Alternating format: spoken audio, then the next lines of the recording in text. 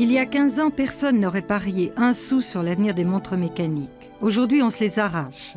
Plus elles sont chères et compliquées, plus on les aime, même s'il faut les attendre longtemps, jusqu'à 3 ans, délai de livraison de certains modèles. Les montres mécaniques représentent presque la moitié de nos exportations. C'est une résurrection.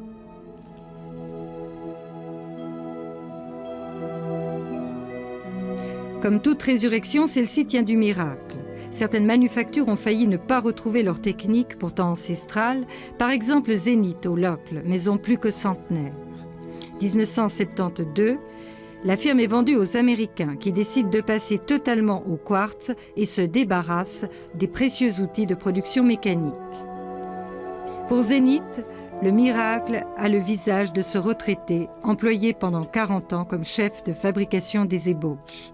Il a passionnément aimé son métier, les montres et surtout ce chronographe automatique, une création en 1969 baptisée El Primero. En 1975, on m'a donné l'ordre d'arrêter carrément la fabrication de l'El Primero. Quelle a été votre réaction? Évidemment que ça fait un choc. Vous trouviez que... Pourquoi est-ce qu'on voulait que vous arrêtiez cette fabrication? Étant sous direction américaine, c'est l'électronique qui comptait, la montre à quartz. Et il n'y avait plus aucune chance pour le chrono. Mais vous étiez convaincu à l'époque que c'était une erreur d'arrêter? Ah, on m'aurait coupé la tête. Que... J'étais sûr qu'un jour ou l'autre, le chronographe pouvait démarrer. Monsieur Vermaux est tellement sûr de lui qu'il écrit à la direction pour qu'on maintienne un petit atelier où l'outillage de El Primero serait mis en veilleuse et soigneusement conservé.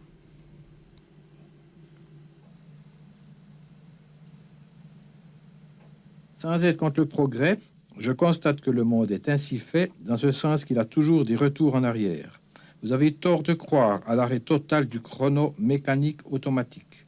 Aussi, je suis persuadé qu'un jour, votre entreprise pourra bénéficier des lubies et modes que le monde a toujours connues.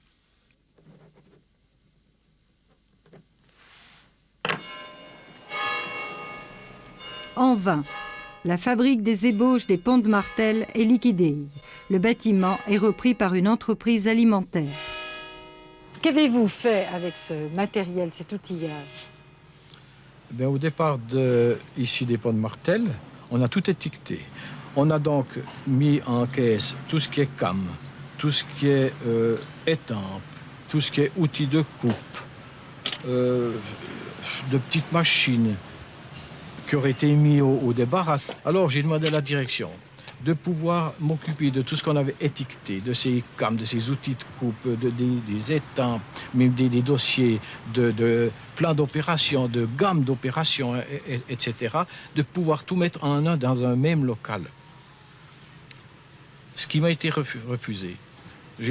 On m'a simplement répondu que je faisais du sentiment, évidemment le petit Vermaux des ponts de Martel était un petit peu embourbé dans ses tourbières, il fallait absolument qu'il se réveille, puis se dire qu'on était dans l'ère électronique. Le matériel risque d'être vendu ou jeté. Monsieur Vermaux prend peur. Il cache ce matériel dans les galetas de l'entreprise. Quand vos collègues vous voyaient cacher le matériel, le mettre à l'abri, qu'est-ce qu'ils disaient? Eh bien, je vais vous dire une chose. Dans mes collègues très proches, plusieurs m'ont dit, mais écoute, sors ta caisse. Tu fais rire avec ton chronographe automatique et mécanique. On est dans l'ère électronique. Mais qu'est-ce que tu veux bringuer? Mais ce temps est où? C'est dépassé.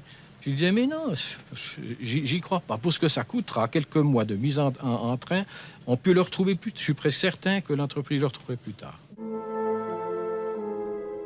Inébranlable, M. Vermaux va au bout de son idée, seul contre tous.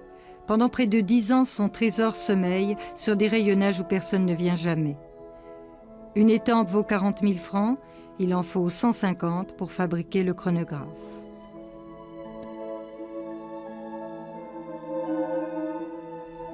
Or, un beau jour de 1984, un ingénieur au courant du sauvetage vient lui annoncer la nouvelle. Alors là, quand M. Gerber est venu vers moi me demander si on pouvait ensemble retrouver, ressortir tous les outillages et voir la possibilité de remettre en route, alors j'ai dit alors avec plaisir. Vous étiez heureux? Alors oui, là j'étais sans...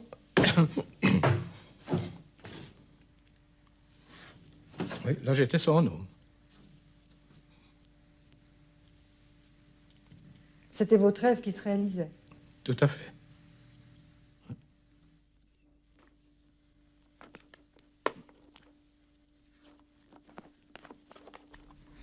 Un rêve étayé par un solide travail. Non content d'avoir rangé et étiqueté l'outillage, le minutieux chef de fabrication a consigné dans un classeur toutes les indications utiles à sa remise en marche. Et la nouvelle direction vous a récompensé? Oui, tout à fait, alors. Voilà aussi une belle pièce qui me fait un énorme plaisir. C'est le El Primero, là? Oui, mais la dernière exécution, donc. Et puis, avec mon épouse, on a été invités à un bon repas. Telle a donc été la bonne surprise trouvée par la nouvelle direction, en l'occurrence Paul Castella, qui a repris Zénith en 1978. Toutes les pièces ont retrouvé leur place, la production du chronographe est repartie, c'est aujourd'hui le produit vedette de la maison.